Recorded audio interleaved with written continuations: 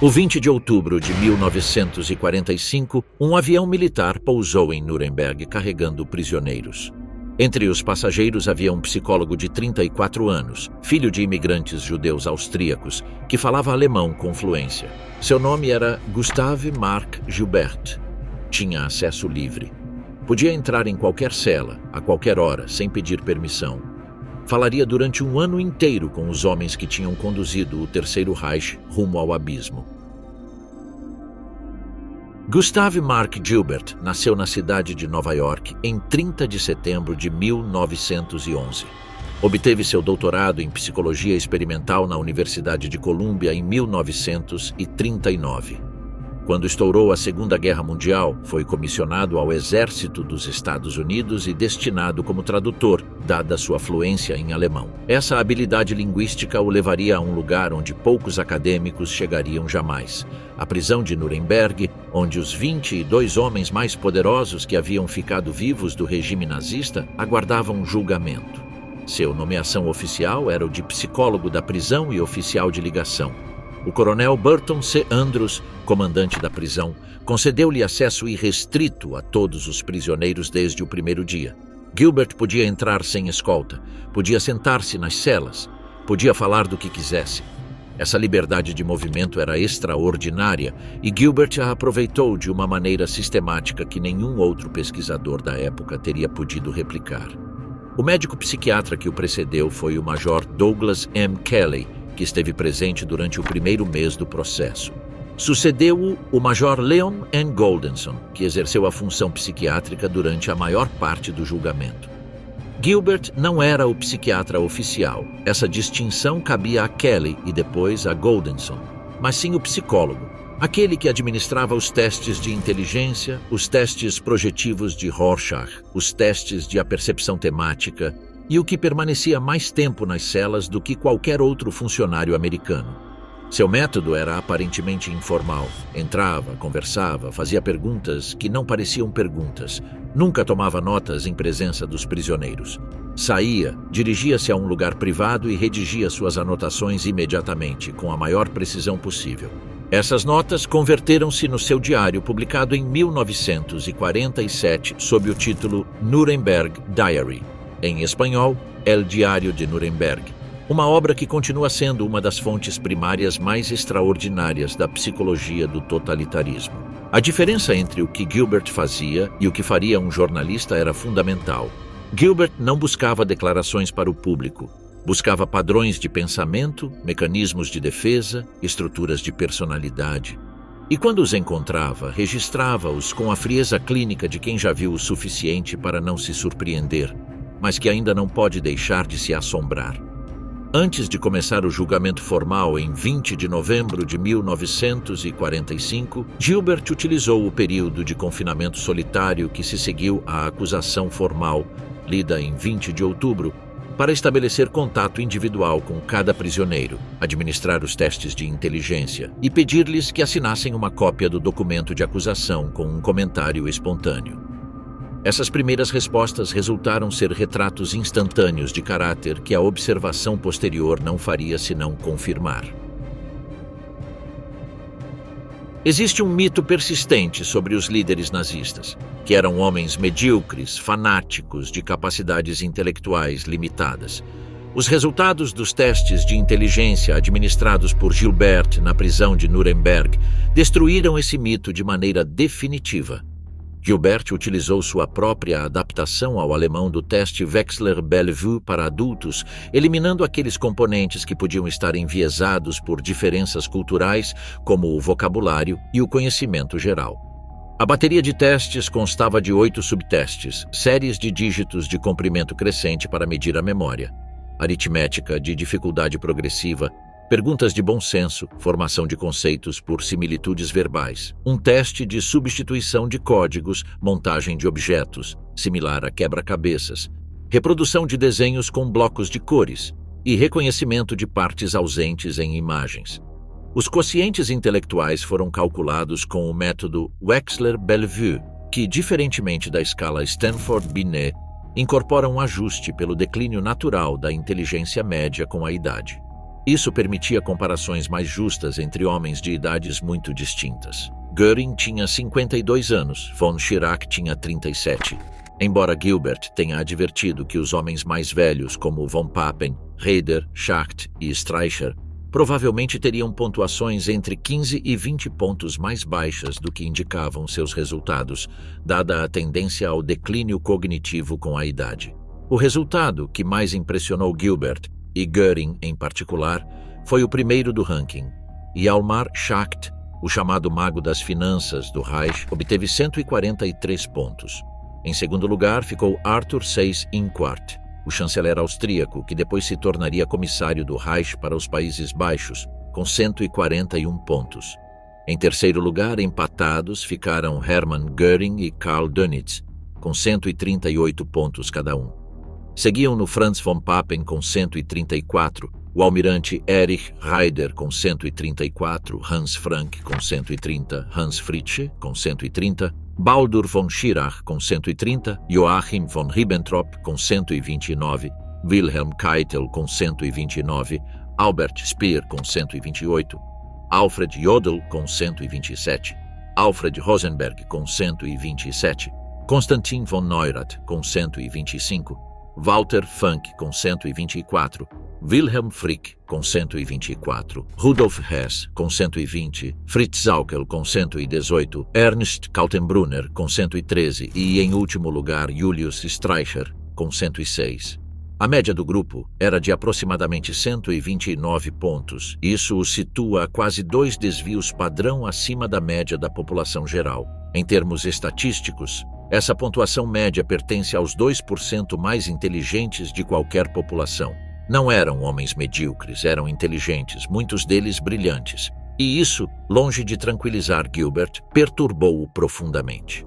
Göring respondeu ao teste de inteligência com a atitude que o caracterizava em tudo o mais: competitiva, egocêntrica e com uma necessidade quase física de ser o melhor. Gilbert registrou em seu diário que, quando lhe administrava o teste, Göring reagiu como um colegial presunçoso ansioso por impressionar o mestre, batendo palmas quando conseguia completar as séries de dígitos mais difíceis e golpeando a cama com impaciência quando falhava. Quando Gilbert lhe indicou que havia obtido uma das pontuações mais altas do grupo, sem dizer-lhe que Schacht o havia superado, Göring decidiu que os psicólogos americanos realmente tinham algo aí, muito melhor do que os métodos que os psicólogos alemães usavam nas estações de testes da Wehrmacht. A notícia de que Schacht, seu rival de toda a vida no domínio econômico do Reich, havia obtido o QI mais alto não chegou a Göring de maneira direta, mas a confirmação implícita desse fato no contexto do julgamento alimentou a hostilidade entre ambos que já vinha de anos antes. Keitel, por sua vez, preparou-se para o teste de inteligência com a meticulosidade de um oficial prussiano. Organizou sua cela, limpou a mesa, pôs de lado os cartões usados depois de cada item e disse ter achado a objetividade do teste superior à tolice sem sentido com que os psicólogos alemães trabalhavam nas estações de seleção da Wehrmacht. Comentou com Gilbert que os militares da Marinha eram muito mais inteligentes politicamente do que os militares de terra, porque tinham viajado e conheciam os temperamentos estrangeiros. A conclusão geral de Gilbert sobre os resultados era inequívoca. A inteligência não protege contra a maldade. Não é um escudo contra o fanatismo. Não impede a participação em crimes massivos. A evidência de Nuremberg demonstrava o contrário, que homens perfeitamente capazes de raciocínio abstrato, de planejamento estratégico, de gestão burocrática complexa, podem ao mesmo tempo organizar, dirigir e executar o extermínio sistemático de milhões de seres humanos. Isso era, no julgamento de Gilbert, a verdade mais inquietante que o processo de Nuremberg havia produzido. Hermann Wilhelm Göring chegou a Nuremberg como o acusado de maior patente. Reichsmarschall, chefe da Luftwaffe, presidente do Reichstag, plenipotenciário do Plano de 4 anos, sucessor designado de Hitler. A lista de seus cargos ocupava mais de 3 linhas no documento de acusação. Era, em todos os sentidos, o chefe de facto do grupo de acusados e sabia disso, e exercia isso com a arrogância de quem ainda se acredita no poder. Quando Göring chegou à prisão de Mondorf, em Luxemburgo, antes de ser transferido para Nuremberg, chegou com 2 malas cheias de comprimidos de paracodina. Era viciado em opiáceos desde anos antes, um vício que os médicos da prisão, os doutores Miller e Kelly, vinham reduzindo com doses decrescentes. O coronel Andrews, comandante da prisão, referia-se com satisfação a esse processo. Quando Göring chegou a mim em Mondorf, era um farrapo servil com 2 malas cheias de paracodina. Pensei que era um traficante de drogas, mas tiramo-lo da sua droga e transformamo-lo num homem. Desintoxicado, Göring era um espécime psicológico de primeira categoria. Gilbert descreveu-o com precisão clínica em seu artigo de 1948, publicado no Journal of Abnormal and Social Psychology, sob o título Hermann Göring, Amiable Psychopath. Hermann Göring, psicopata afável. A combinação de termos não era acidental. Göring era genuinamente afável, brincalhão, amplamente informado, capaz de conversar sobre arte, música, história militar e política internacional com a facilidade de um homem do mundo. E, ao mesmo tempo, sua incapacidade de reconhecer a culpa, seu egotismo patológico, sua manipulação constante dos demais prisioneiros para manter uma linha do partido coerente, e sua absoluta indiferença em relação ao sofrimento humano que suas decisões haviam causado, constituíam o quadro clássico de um transtorno de personalidade antissocial grave. Quando Gilbert o informou sobre o suicídio de Robert Ley, Göring não mostrou nenhuma emoção. Sua resposta foi calculada. Está bem que esteja morto, porque tinha minhas dúvidas sobre como se comportaria no julgamento. Sempre foi tão desorientado, sempre fazendo esses discursos tão fantásticos e bombásticos. Estou certo de que teria feito o papel de ridículo no julgamento. Bem, não me surpreende que esteja morto, porque de qualquer forma estava se matando de tanto beber.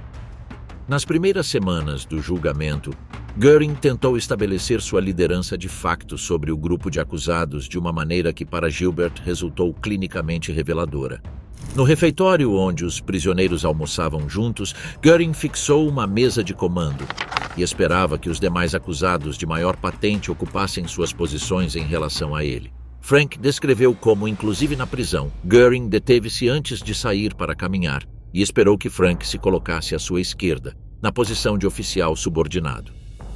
Pode imaginá-lo inclusive agora nesta prisão, disse Frank a Gilbert, sacudindo a cabeça. Já não me incomodo com ele. Mas a tática de Göring era mais complexa do que o simples exercício da patente.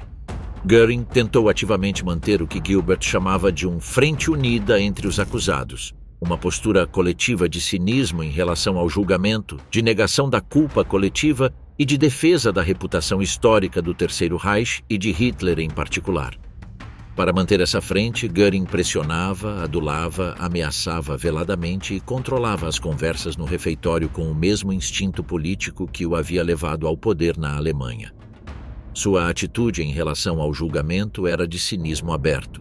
Desde o primeiro dia, e independentemente de quantas provas documentais fossem apresentadas contra ele, Göring manteve a postura de que o julgamento era um assunto político dos vencedores e que ele poderia responder por tudo o que havia feito, mas não pelo que não havia feito.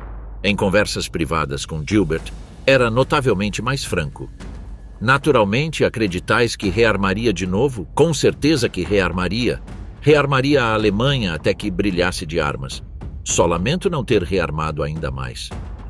Quanto aos tratados internacionais, naturalmente eu os considerei, entre nós, como simples papel molhado.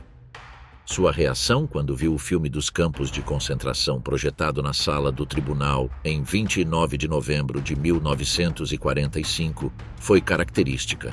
Incomodado com o efeito que o filme tinha nos demais acusados, mais do que com o conteúdo em si. Foi uma tarde tão boa até que mostraram esse filme, disse a Gilbert naquela noite. Estavam lendo minhas conversas telefônicas sobre o assunto austríaco e todo o mundo ria comigo. E depois mostraram esse horrível filme e arruinou tudo.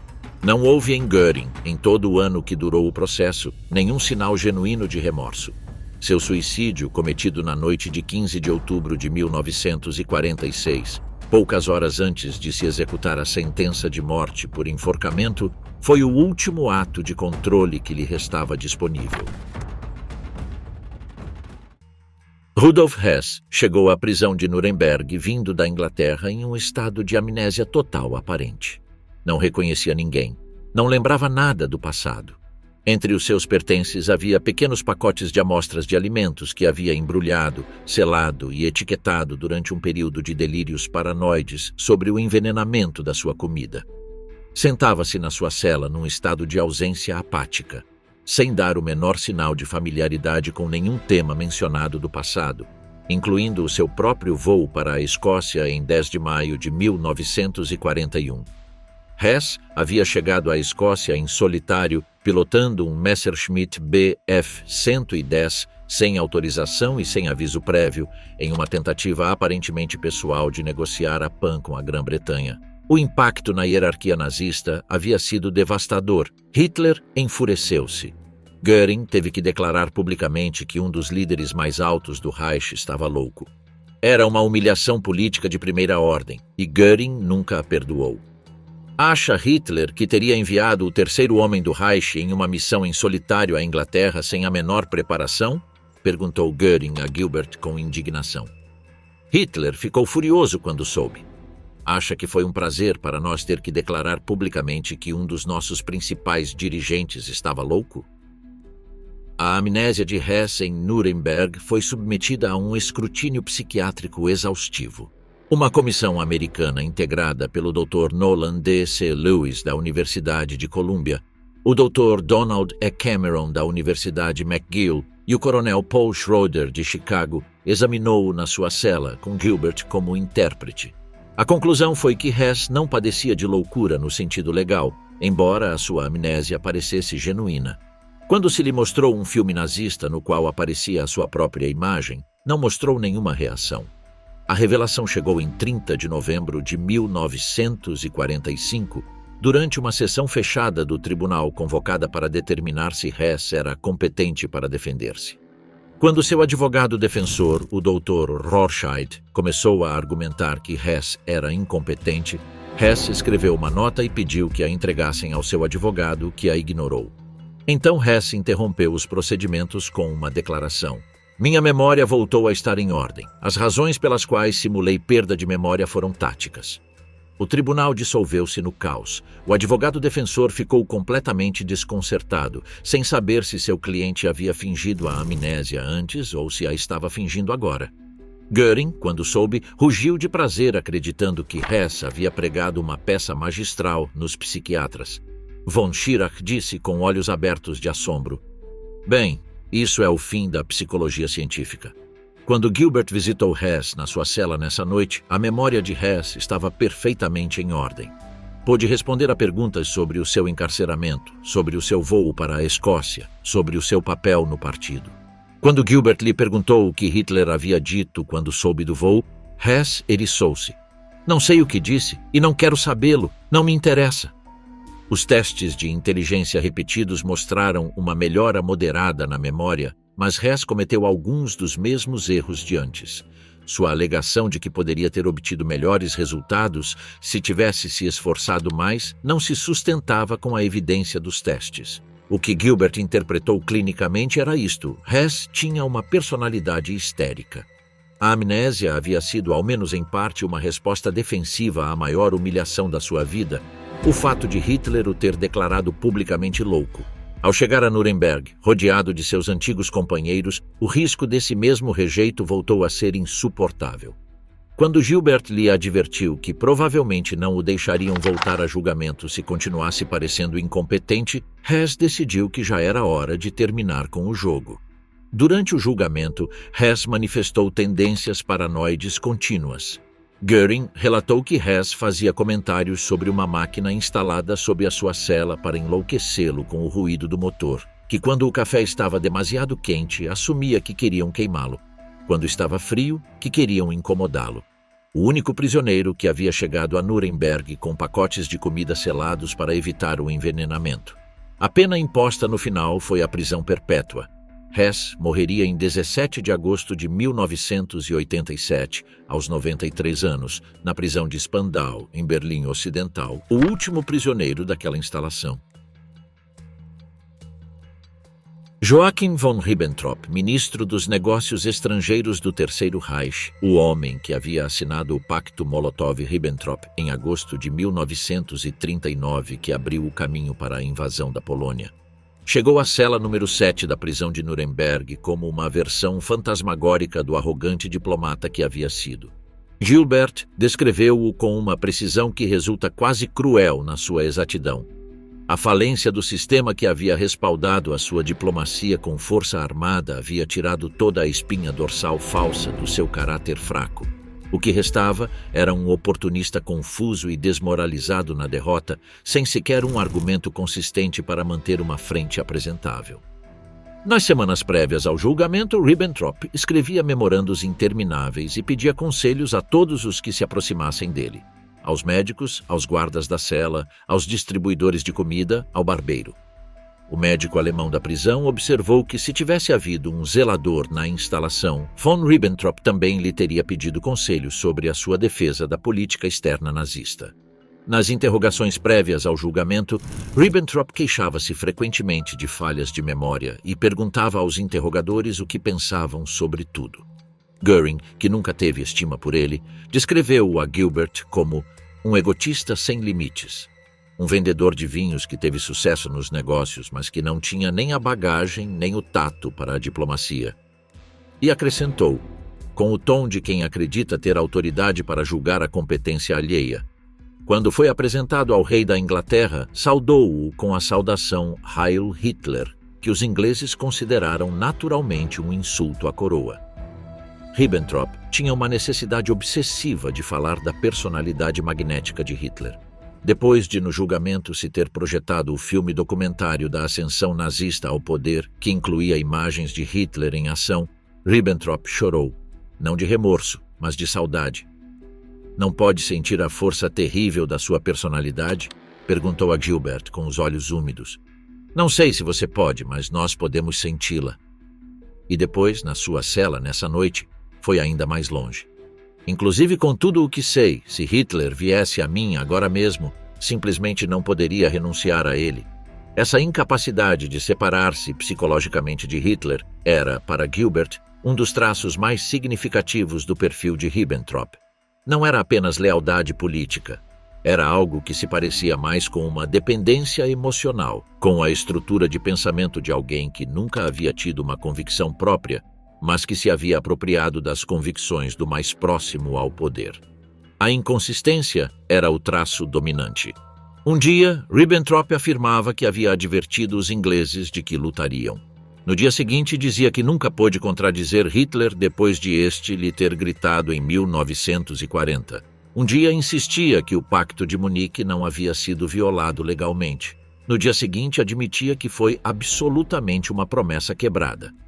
Quando Gilbert lhe apontava as contradições, Ribbentrop sorria obsequiosamente e assegurava-lhe que ele, Gilbert, não entendia essas coisas. O tribunal considerou-o culpado em todas as 4 acusações. Foi executado por enforcamento em 16 de outubro de 1946, o primeiro dos condenados a ser levado à forca no ginásio da prisão de Nuremberg. Wilhelm Keitel, feldmariscal, chefe do alto comando da Wehrmacht, era a encarnação do oficial prussiano da velha escola, com uma diferença fundamental. Sem as suas insígnias, sem a sua patente, sem o seu uniforme, Keitel não tinha coluna vertebral.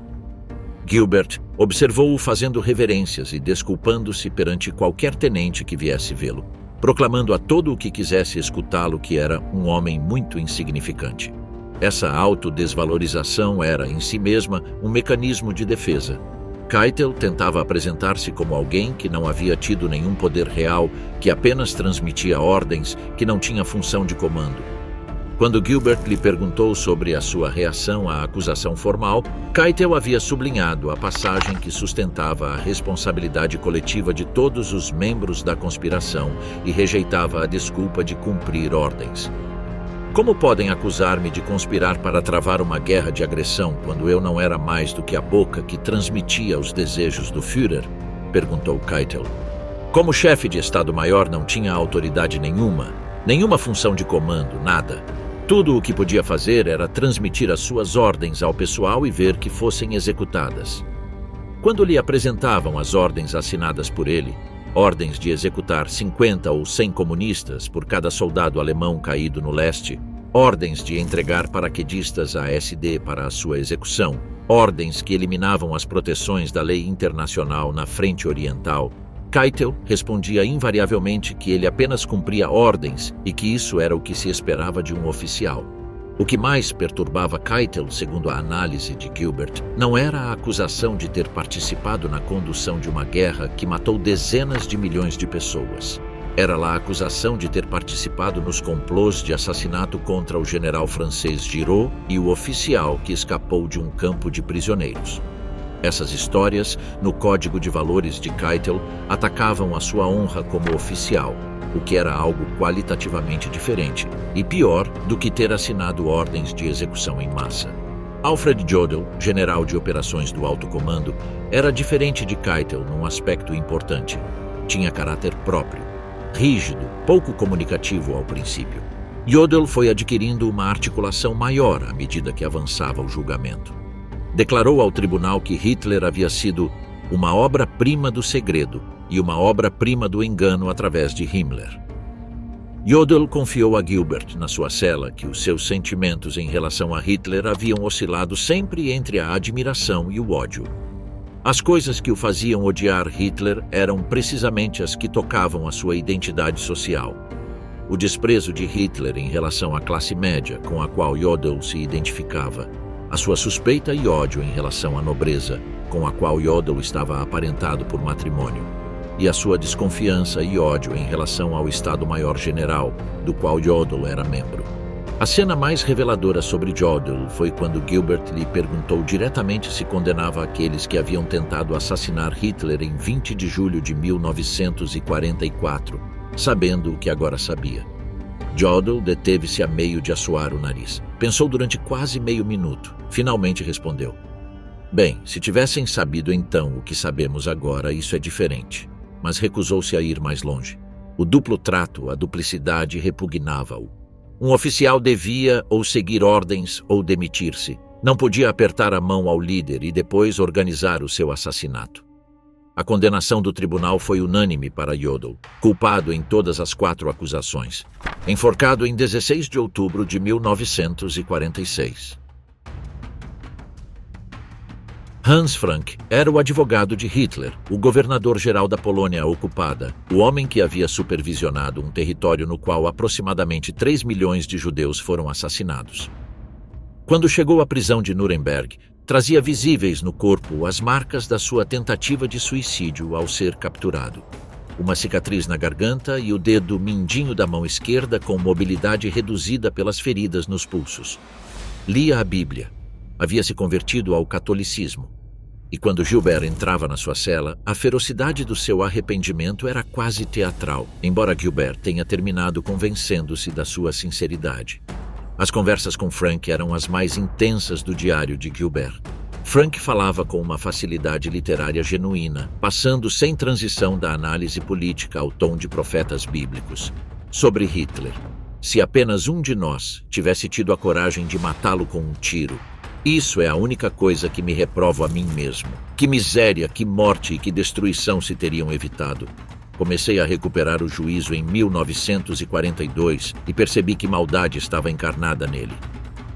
Frank havia protestado contra as medidas de terror na Polônia em 1942 e havia sido despojado de patente militar e poder político como consequência, embora Hitler o tivesse deixado sentado como governador-geral fantoche. A forma como Frank descrevia isso era psicologicamente sofisticada. Essa foi a maldade satânica nele, e assim aqui estou, e mereço-o, porque estava em conivência com o diabo no princípio. Sua descrição de Hitler era a de alguém que havia estudado o problema de perto. Essa assim chamada olhada fascinante sua não era mais do que a olhada de um psicopata insensível. Movia-o o egotismo primitivo e volitivo puro, sem restrições de nenhuma forma nem convenção. Por isso odiava todas as instituições legais, diplomáticas e religiosas, os valores sociais que representavam restrições à sua expressão impulsiva do ego. Frank sonhava. Os seus sonhos eram os de um homem reconciliado com a morte, mas não com o horror daquilo em que havia participado. Descreveu a Gilbert sonhos de vastos mares, altas montanhas e céus abertos. Estes sonhos levam-me muito mais além dos confins desta cela. Num recente, Hitler havia aparecido na visão no tribunal e lhe havia dito: "Juraste fidelidade até a morte, vem." Frank descreveu isto com tal fervor dramático e confiança misteriosa que Gilbert, por um momento, quase suspeitou de uma alucinação. A forma como Frank respondeu às perguntas de verificação dissipou qualquer dúvida sobre a sua orientação normal. O diagnóstico implícito de Gilbert sobre Frank era o de um homem de alta inteligência, QI 130, com uma estrutura de personalidade profundamente narcisista que havia encontrado no catolicismo e no arrependimento público um novo cenário para o teatro do eu. O remorso era genuíno, mas a performance do remorso também era genuína. Culpado na terceira e quarta acusações, executado em 16 de outubro de 1946. Hjalmar Horace Greeley Schacht, presidente do Reichsbank, ministro da Economia, era o homem com o QI mais alto de todos os acusados, e sabia disso, e não fazia nenhum esforço por ocultá-lo. Havia passado os 10 meses anteriores a ser detido pelos americanos num campo de concentração sob suspeita de conspirar contra Hitler. E a sua indignação por encontrar-se no banco dos réus junto a criminosos que ele considerava infinitamente piores do que ele era constante, articulada e refrescantemente sincera na sua arrogância. Vários dos acusados não são culpados, a maioria são criminosos diretos, disse Schacht a Gilbert em 23 de outubro de 1945, com a despreocupação de quem está dando um relatório de situação. Inclusive Ribbentrop deveria ser enforcado pela sua estupidez. Não há pior crime do que a estupidez. Quando Gilbert lhe assinalava que esse julgamento era uma boa coisa para a história e a ciência, Schacht respondia que tudo o que necessitava era de meia hora no estrado, porque a sua oposição às políticas agressivas de Hitler é um livro aberto. Afinal de contas, ele meteu-me num campo de concentração por isso. A psicologia de Schacht era a de um intelectual genuíno com uma autoestima colossalmente inflada e uma capacidade real para o auto-engano. Havia financiado o rearme da Alemanha com um engenho notável, cunhando notas sem lastro na prática, criando instrumentos financeiros que permitiam o gasto militar oculto. E depois, quando Hitler começou a absorver todos os recursos financeiros do país em armamento sem limite, Schacht retirou a sua cooperação e foi progressivamente marginalizado. Em 1944 foi detido e enviado para Flossenbürg. O que Schacht não podia admitir e que Gilbert registrou com cuidado clínico era que o seu financiamento inicial do regime havia sido indispensável para que o regime chegasse a ser o que foi. Schacht havia ajudado a construir a máquina e depois protestava pelo que a máquina fazia. A distinção era real no sentido cronológico, mas o tribunal considerou-a insuficiente para estabelecer culpabilidade, além de uma dúvida razoável nas acusações de conspiração para a guerra de agressão. O veredicto foi: não culpado. Schacht ficou em liberdade. Julius Streicher era o único dos acusados de Nuremberg sobre quem existia um consenso unânime entre os demais, que estava abaixo dos padrões mínimos que eles aplicavam aos seus próprios pares.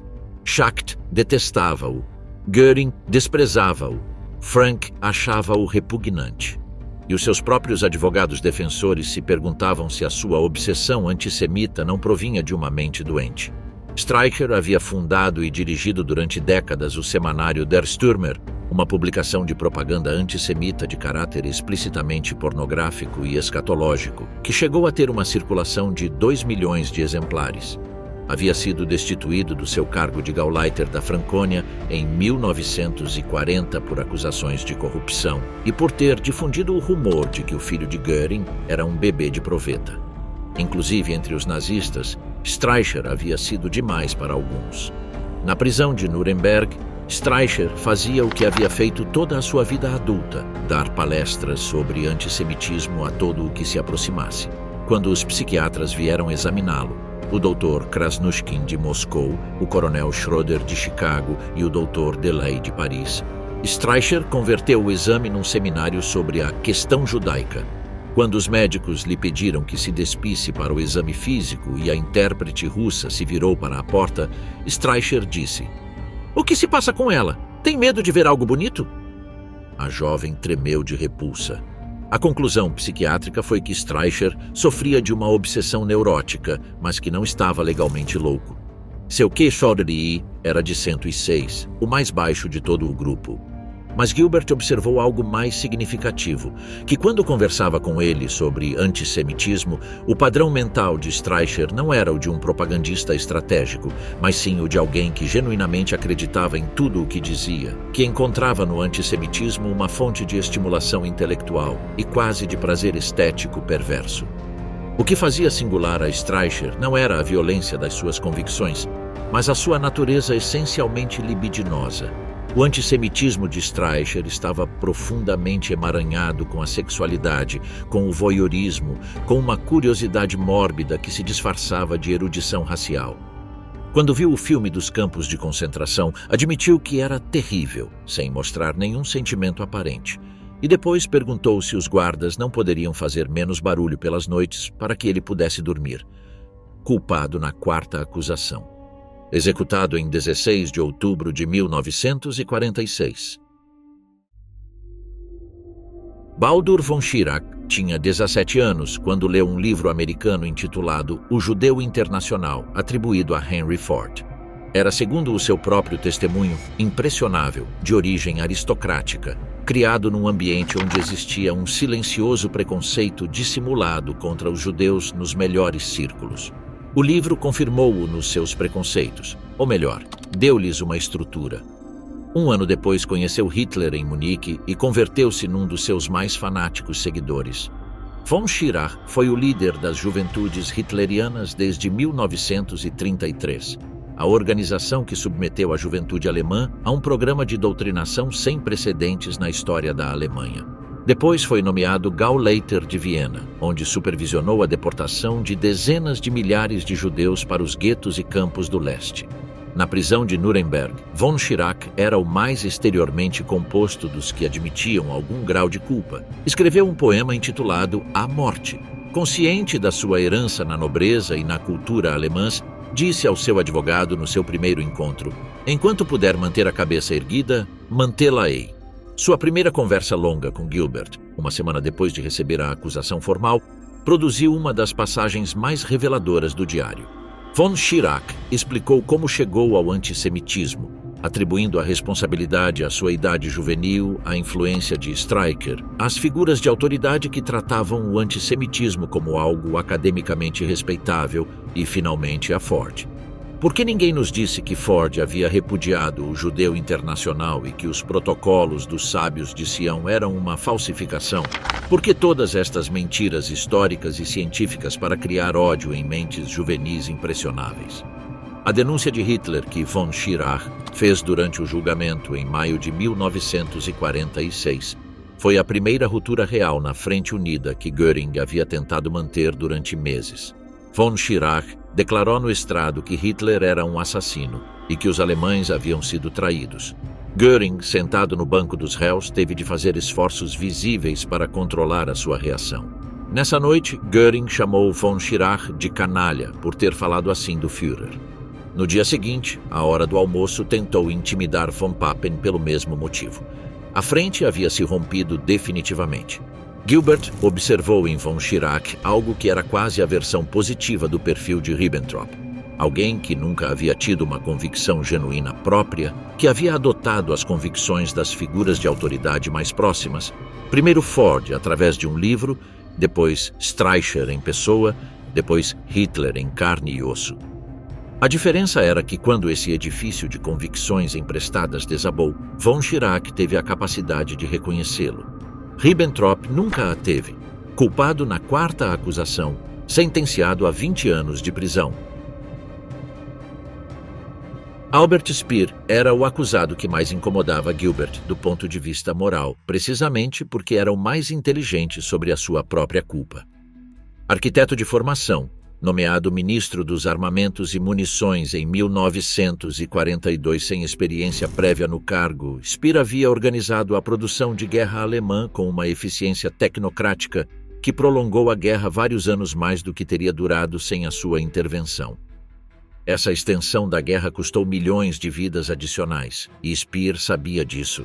Não tentava esconder-se atrás da ignorância nem atrás das ordens.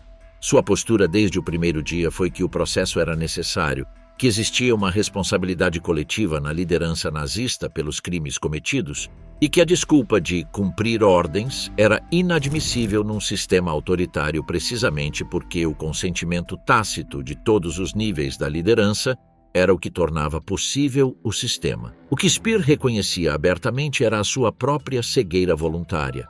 Sabia o suficiente sobre o trabalho forçado, sobre as condições nos campos de trabalho, como para ter suspeitado do que ocorria nos campos de extermínio. Não quis saber, era mais cômodo não saber.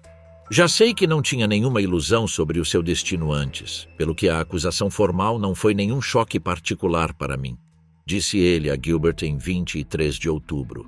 Ele, Hitler, disse-me em março que tudo estava perdido e que deveríamos salvar a Alemanha de uma destruição total, independentemente das consequências pessoais. Hitler respondeu que se a Alemanha não podia ganhar a guerra, não merecia sobreviver.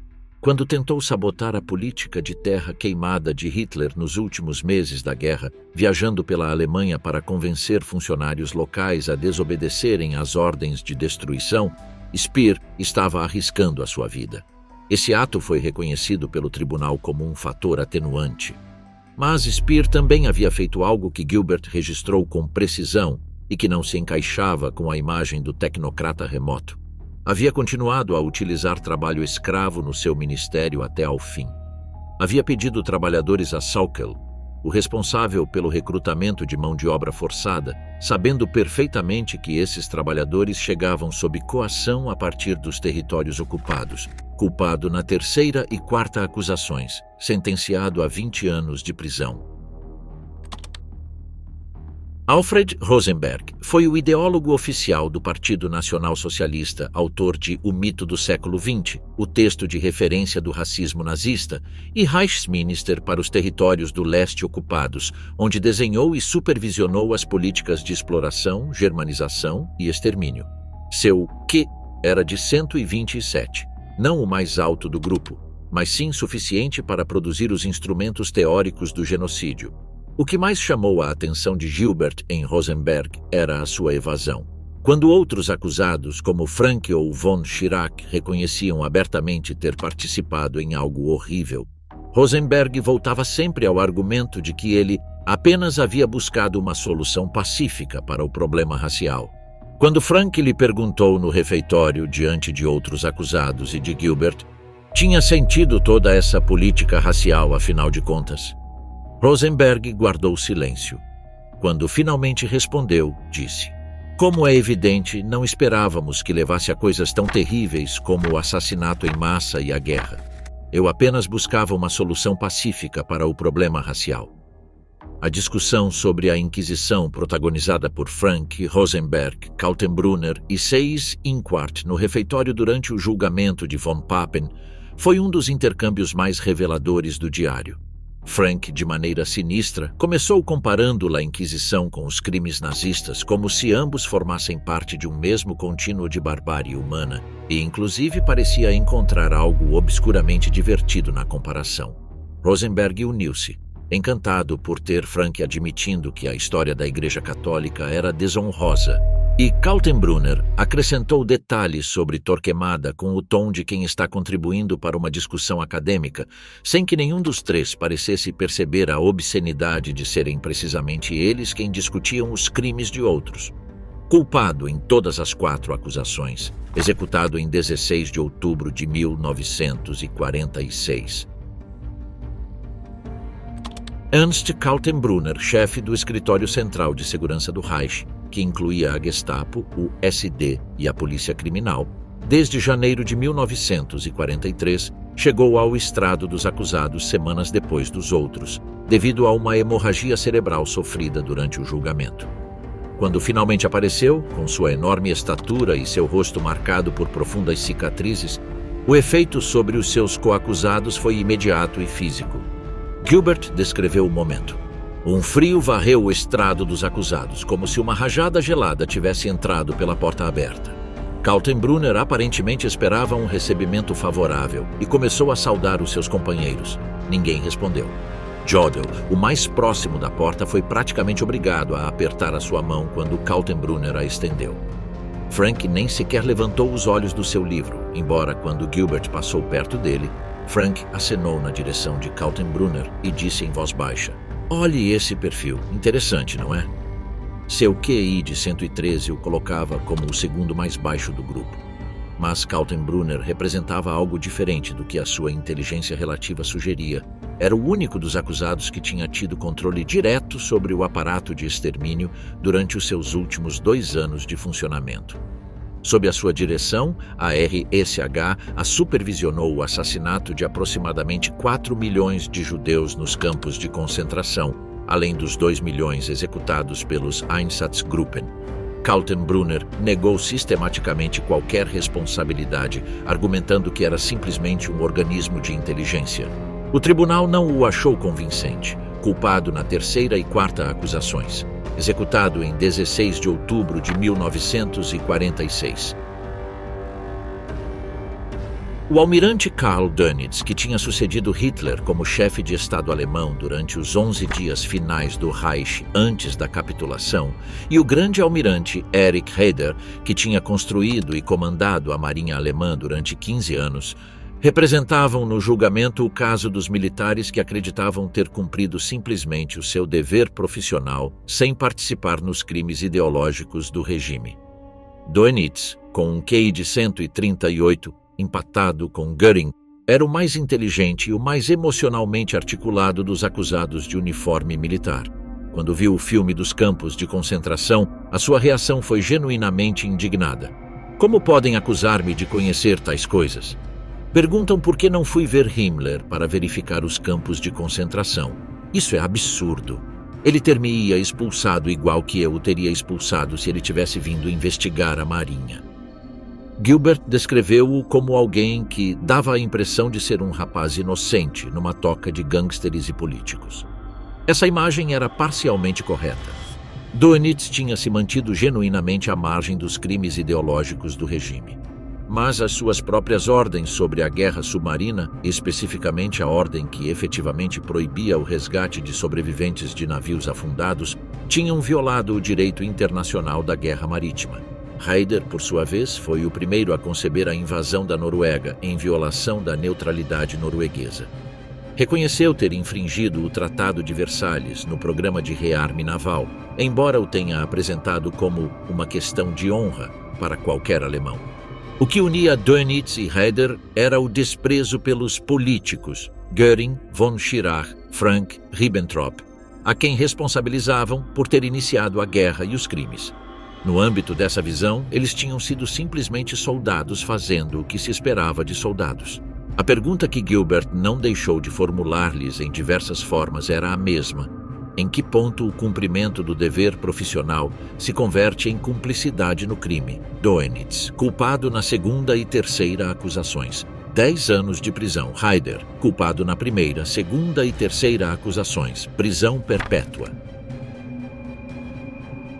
Walter Funk, sucessor de Schacht como ministro da Economia e presidente do Reichsbank, chorou quando viu o filme dos campos.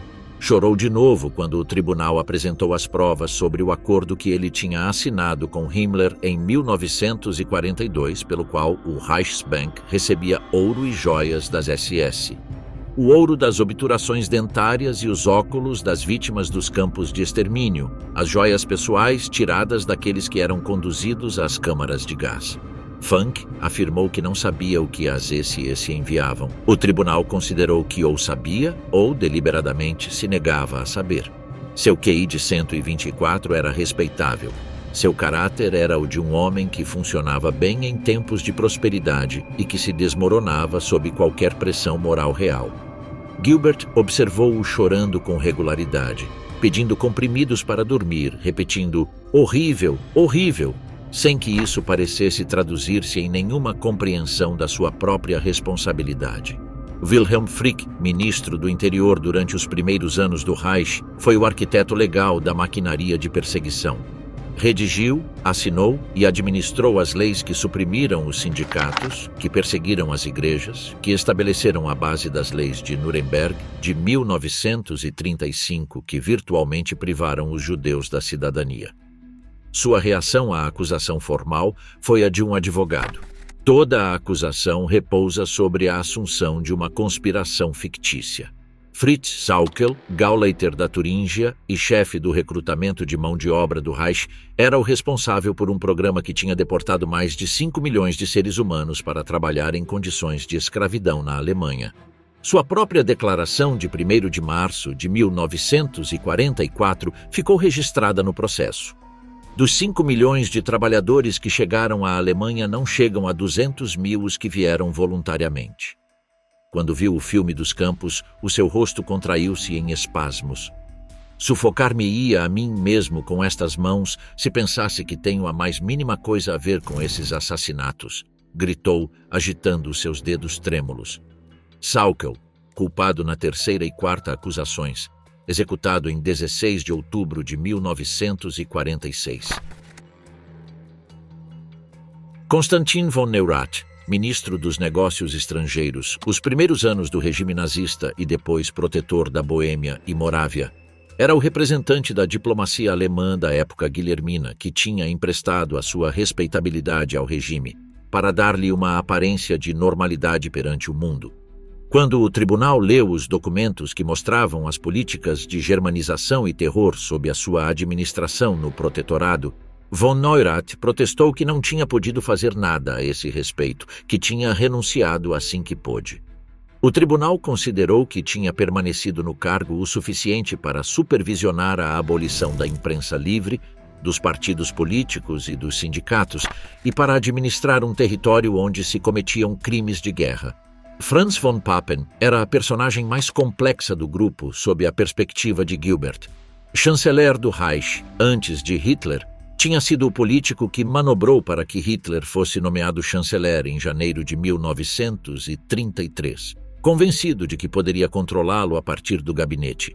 Foi nessa ilusão onde residia toda a tragédia de von Papen como figura histórica. Era um homem de cortesia impecável, de 70 anos, que mostrava irritabilidade apenas quando algum desconforto físico o perturbava. Com Gilbert era expansivo sobre Hitler. Era um mentiroso patológico, isso é óbvio. Não posso entendê-lo exatamente. Creio que queria o melhor para a Alemanha no princípio, mas converteu-se numa força do mal sem raciocínio com os elogios dos seus seguidores.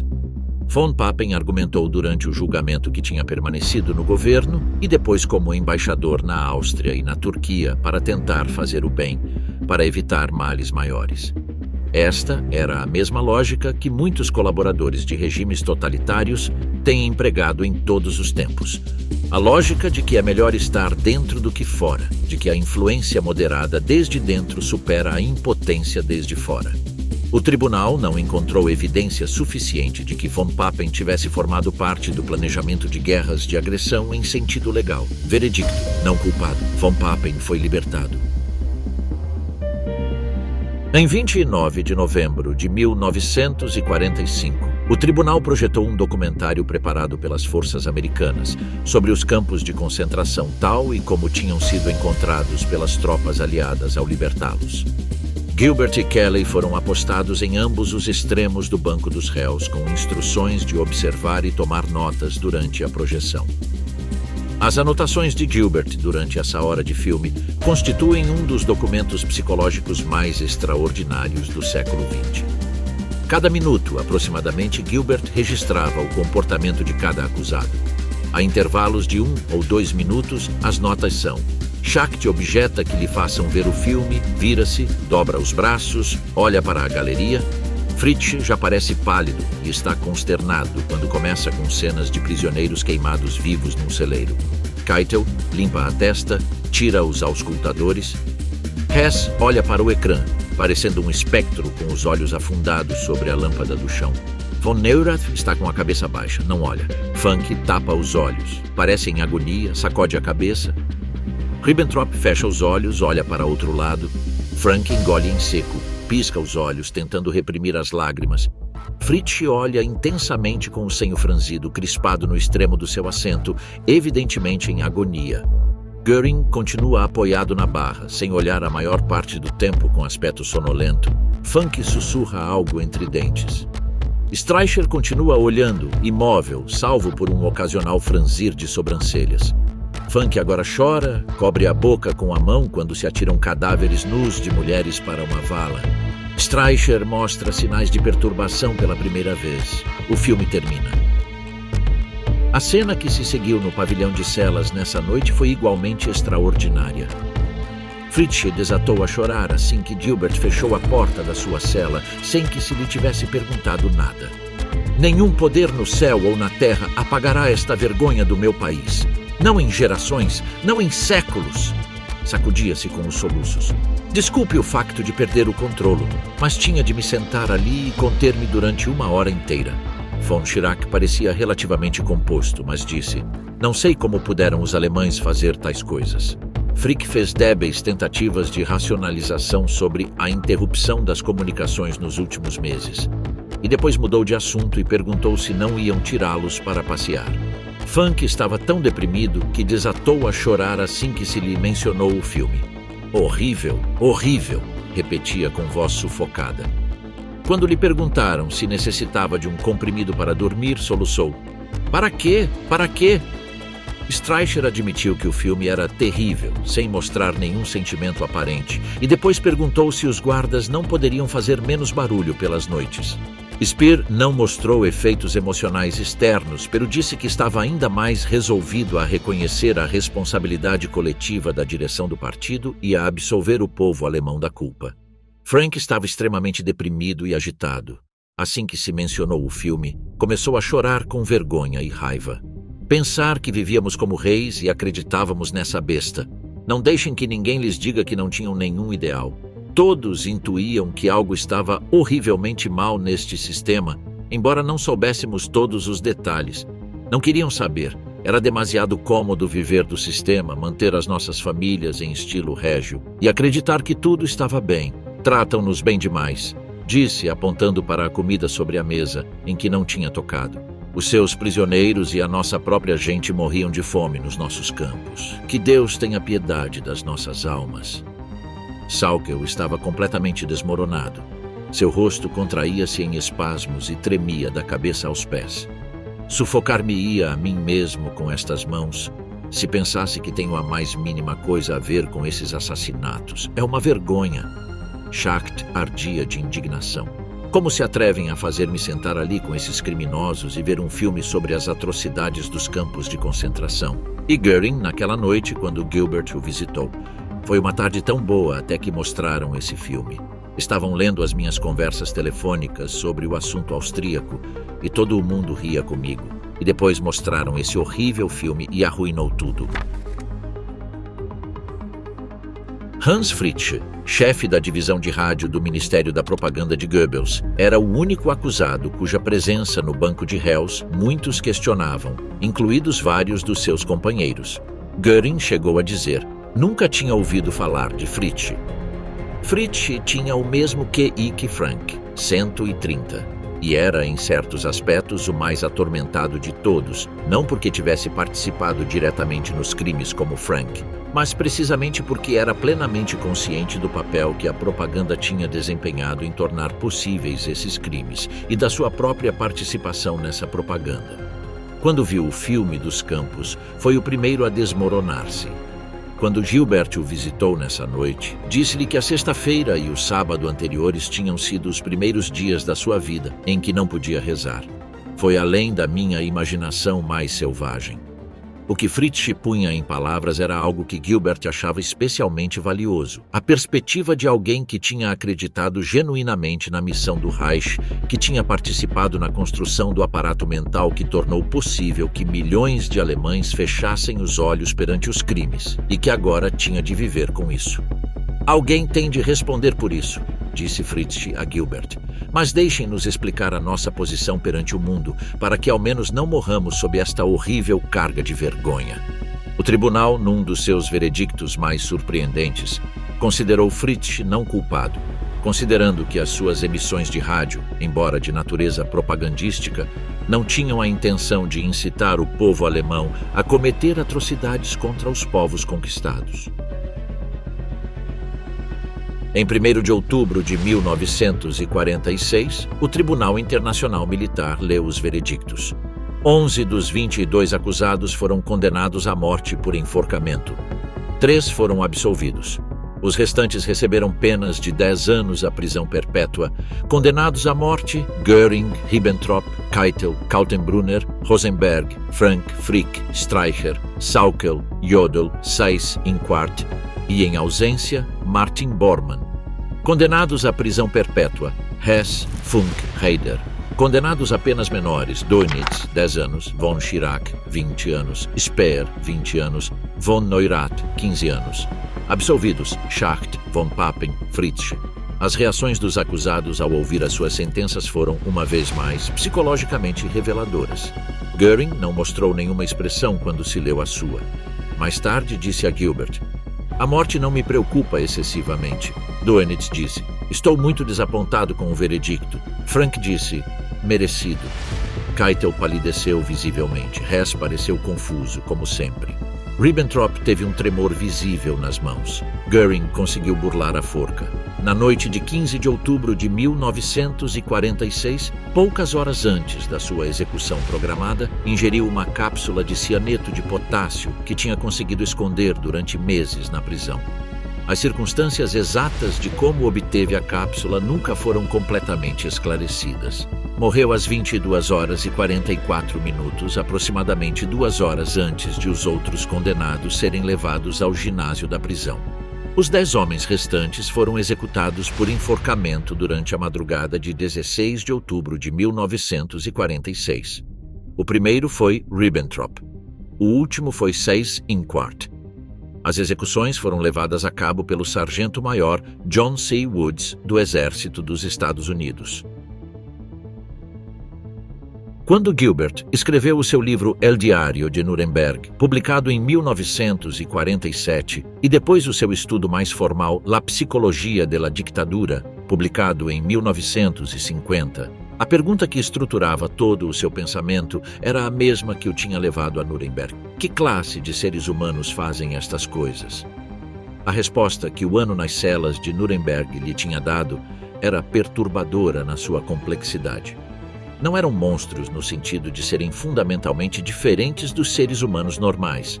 Eram pessoas de inteligência superior à média, muitos deles com formação acadêmica, com carreiras prévias respeitáveis, com famílias, com sentido de humor.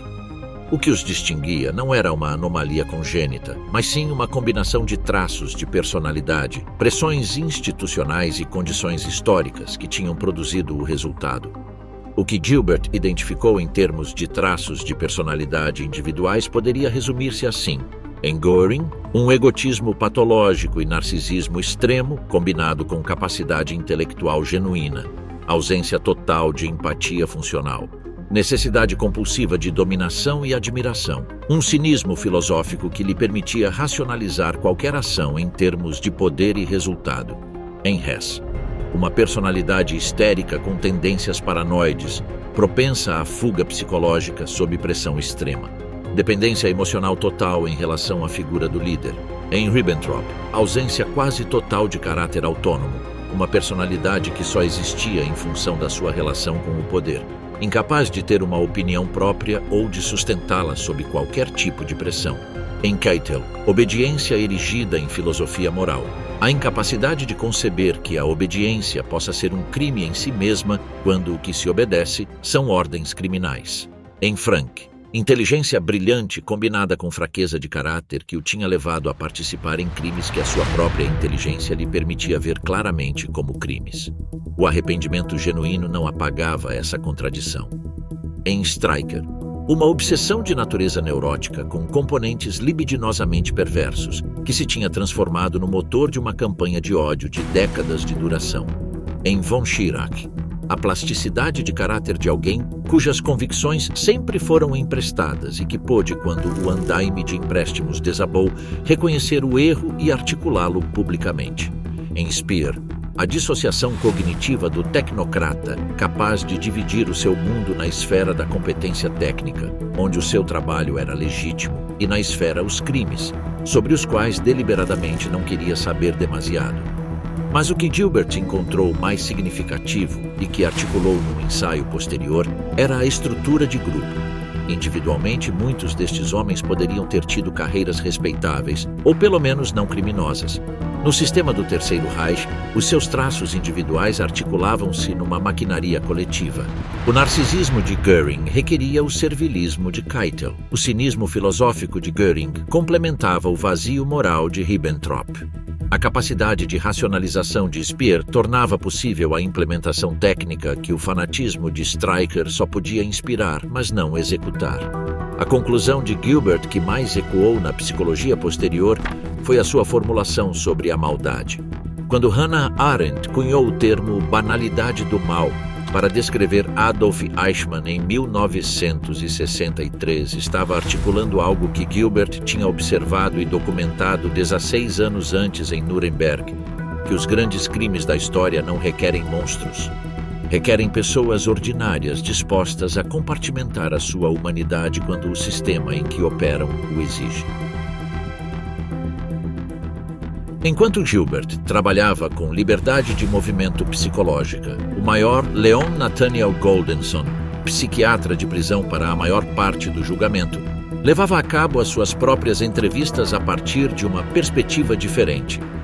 Goldenson faleceu em 1961 e as suas notas permaneceram inéditas durante décadas, até que Robert Gellatley as editou e publicou em 2004 sob o título The Nuremberg Interviews. As entrevistas de Goldenson complementam o trabalho de Gilbert de maneira significativa porque, enquanto Gilbert observava principalmente os mecanismos de defesa e as atitudes em relação ao julgamento, Goldenson explorava as histórias de vida, as relações familiares, as trajetórias pessoais que tinham levado cada homem ao lugar onde estava. O que encontrou Goldenson confirmou e ampliou as conclusões de Gilbert, que os acusados de Nuremberg não eram anômalos desde o ponto de vista do seu desenvolvimento psicológico. Muitos vinham de famílias convencionais, tinham tido infâncias sem traumas evidentes, tinham passado pelas instituições educativas normais da Alemanha da sua época. O que os tinha transformado não era um defeito de fabrico, mas sim a interação entre os seus traços de caráter, o narcisismo, a necessidade de pertença, a propensão para a obediência, a capacidade de racionalização, e um sistema político que premiava exatamente esses traços e castigava os opostos. Gustave Joubert regressou aos Estados Unidos em 1946, depois de que concluísse o julgamento. Trabalhou durante um tempo como psicólogo-chefe no Hospital de Veteranos de Lyons, Nova Jersey, tratando veteranos das duas guerras mundiais que tinham sofrido colapsos nervosos. Em 1954, era professor associado de psicologia no Michigan State College. Em 1961, como diretor do Departamento de Psicologia da Long Island University em Brooklyn, foi chamado a testemunhar no julgamento de Adolf Eichmann em Jerusalém. Nesse julgamento, Gilbert descreveu o que os acusados de Nuremberg, especialmente Kaltenbrunner e Rudolf Höss, o comandante de Auschwitz, lhe tinham dito sobre o papel de Eichmann no extermínio. O tribunal não admitiu as suas análises psicológicas dos prisioneiros de Nuremberg como parte do seu testemunho oficial, mas as suas observações ajudaram a estabelecer a escala do conhecimento que existia nos níveis mais altos do regime sobre o papel específico de Eichmann. Gilbert morreu em 6 de fevereiro de 1977, em Manhasset, Nova York. Tinha 65 anos. Seu trabalho com os acusados de Nuremberg continuou a ser estudado em universidades e colégios, especialmente no campo da psicologia. Mas a sua contribuição mais duradoura foi talvez a mais simples. Demonstrou que era possível sentar-se com os perpetradores dos crimes mais grandes do século XX, falar com eles de maneira civilizada durante um ano e encontrar não o horror abstrato que a imaginação prefere, mas algo mais inquietante, mais mundano, mais difícil de integrar em qualquer narrativa tranquilizadora sobre a natureza humana. Não eram monstros, eram homens, e isso é o que os tornava tão perigosos. Imagina-te estar numa cela de 3 metros por 4. A luz artificial entra por um pequeno painel na porta. Há uma cama, uma mesa, uma sanita. O homem sentado à tua frente assinou ordens de execução massiva. Presidiu ao extermínio de milhões de pessoas. E agora está a falar-te sobre arte, sobre história militar, sobre o talento necessário para a diplomacia. Está a ser inteligente, está a ser engraçado, inclusive, está a ser, em todos os sentidos externos, um interlocutor cultivado. Isso foi a experiência de Gilbert durante 365 dias. E o que essa experiência destruiu foi a distância cômoda que necessitamos manter entre nós e eles. Necessitamos acreditar que os que fazem coisas horríveis são fundamentalmente diferentes dos que não as fazem. Que há uma distinção de natureza, não só de circunstância ou de decisão, entre o perpetrador e a testemunha, entre o criminoso e o inocente. Os resultados dos testes de inteligência, as conversas registradas, os comportamentos observados no banco de réus e nas celas, não confirmam essa distância. Confirmam que a mesma inteligência que permite construir uma sinfonia pode usar-se para desenhar um campo de extermínio. Que a mesma capacidade de lealdade que une as famílias pode converter-se, sob certas condições institucionais, na cola que une os perpetradores do genocídio. Que a mesma necessidade de pertencer, de ser reconhecido, de ser amado, que nos define como espécie, pode ser explorada para fazer com que pessoas ordinárias façam coisas extraordinariamente cruéis. O julgamento de Nuremberg foi a primeira tentativa da história de aplicar a lei internacional aos crimes de Estado. O trabalho de Gilbert e Goldenson foi a primeira tentativa sistemática de entender desde dentro a psicologia de quem os cometeu. 80 anos depois, as perguntas que esse trabalho colocou continuam a ser as perguntas mais importantes que a psicologia, a história e a filosofia moral podem fazer-se. Não porque não tenhamos respostas, mas porque as respostas que temos dizem-nos algo sobre nós mesmos que preferimos não saber.